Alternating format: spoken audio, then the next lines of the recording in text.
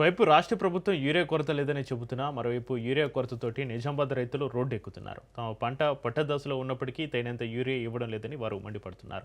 అసలే యూరియా కొరతగా ఉంటే మరోవైపు యాప్ తోటి ఎంతో ఇబ్బంది పెడుతున్నామని రైతులు ఆవేదన వ్యక్తం చేస్తున్నారు. ఒకవేళ యూరియా ఈ యాప్లో బుక్ చేస్తే వేరే ప్రాంతంలో చూపెడుతుందని, తిరిగి అక్కడికి వెళ్తే స్టాక్ లేదని చెబుతున్నారని రైతులు మండిపడుతున్నారు. తమకు యాప్లు కాదని పాత పద్ధతిలోనే యూరియా ఇవ్వాలని డిమాండ్ చేస్తున్నారు. దీనిపైన మరింత సమాచారాన్ని మా నిజామాబాద్ ప్రతినిధి నవీన్ అందిస్తారు.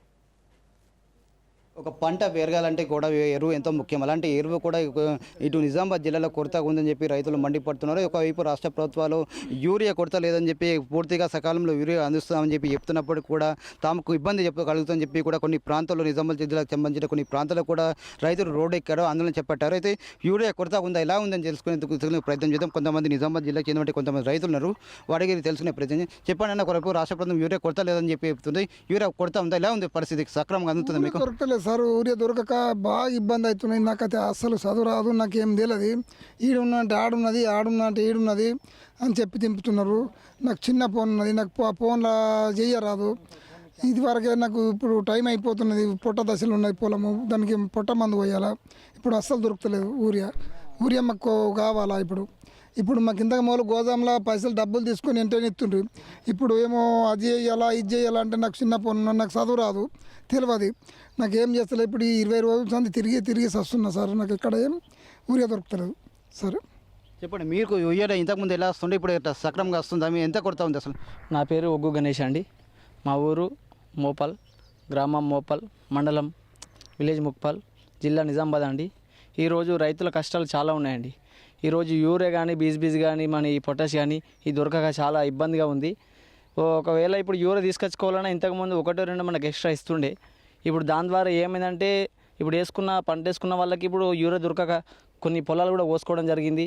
ఇక నీరు అందక ప్లస్ పొటాష్ యూరియా అందక ఇక చల్లటోళ్ళు లేక ఇప్పుడు చాలా ఇబ్బందికరంగా ఉంది. దాని ద్వారా ఇప్పుడు ప్రభుత్వం చేసేటి కూడా చాలా ఇబ్బందికరంగా ఉంది. దాని ద్వారా ఇప్పుడు రైతులకు ఏమవుతుందంటే చాలా నష్టపోతుంది. సకాలంలో యూరియా అందక పంట నష్టం రావడం జరుగుతుంది. చెప్పండి, మీకు ఎన్ని ఎకరాల పొలం ఉన్నది, ఎంత యూరియా ఎంత వస్తుంది, ఎంత కావాలి అసలు? మాకు 4 ఎకరాలు ఉంటుంది సార్. ఎప్పుడు మాకు ఇట్లా బుకింగ్ అనేది ఎప్పుడు లేకుండే, ఇప్పుడేమో అంతటా ఉన్నది. మీకు మొత్తం కుళ్ళు ఇచ్చిన బుకింగ్ అంటే ఇప్పుడు హాఫ్ నాకు ఇది వేయరాదు అది హాఫ్ వేయరాదు. ఈడున్నదంటే ముదక్పల్లి ఉంటుంది, కంజర్లు ఉన్నదంటారు. మా గోజా మాకుండగా ఆడిడ పెట్టుడు ఎందుకు మరి? నువ్వు కాకపోతే నీకు డౌట్ ఉంటే నేను ఈ ఊరుని కాదనుకుంటే నా ఆధార్ కార్డు మీద ఇవ్వు నువ్వు.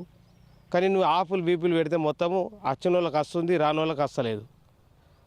మొత్తం దొరకక ఇప్పుడు పొలాలని పుట్ట దశకు వచ్చినాయి. లాస్ట్ డోసు ఇప్పుడు ఎత్తేనే మాకింత నోటికి అన్నం.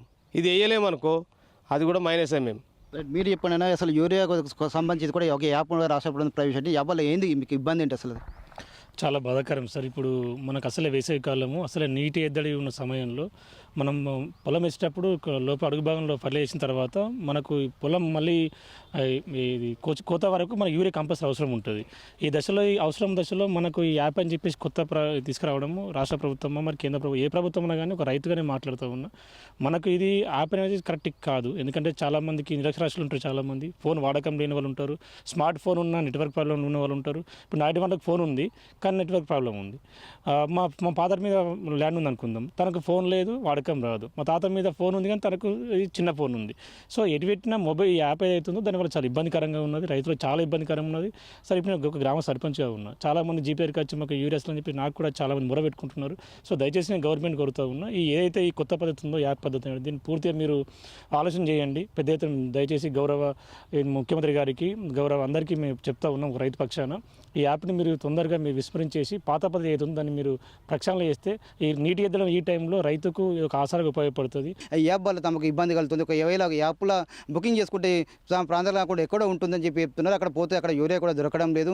దీనివల్ల పూటక దశకు రావడంతో కూడా యూరియా లేకడంతో చాలా పంటలు దెబ్బతిన పరిస్థితి మాత్రం ఉందని చెప్పి ఖచ్చితంగా ఏదైతే పాత పద్ధతి ఉన్నారో ఆధార్ కార్డు ఏది ఉన్నదో దాన్ని తీసుకొని యూరియా ఎలా ఇస్తున్నారో అదే పద్ధతి కొనసాగించాలని చెప్పి కూడా ప్రస్తుతానికి రైతులు చెప్తున్నారు. లేకుంటే మాత్రం ఖచ్చితంగా ఆందోళన మాత్రం చేపడతామని చెప్పి కూడా నిజామాబాద్ జిల్లాకు చెందిన రైతులు చెప్తున్న పరిస్థితి మాత్రం ఉందని చెప్పొచ్చు. కెమెరామెన్ శ్రీధర్తో నవీన్, రాజ్ న్యూస్, నిజామాబాద్.